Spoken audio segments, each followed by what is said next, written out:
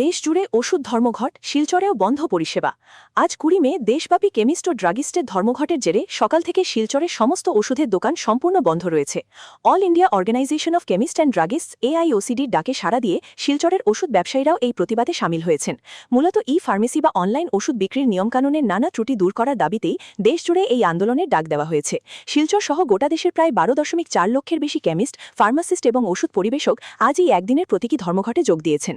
দেশে হাজার হাজার ওষুধের দোকান বন্ধ থাকায় সাধারণ মানুষের মনে উদ্বেগ তৈরি হলেও কেন্দ্রীয় সরকারের তরফ থেকে আশ্বস্ত করে জানানো হয়েছে যে বিকল্প ব্যবস্থা রাখা হচ্ছে এবং জরুরি ওষুধের কোনো ঘাটতি হতে দেওয়া হবে না।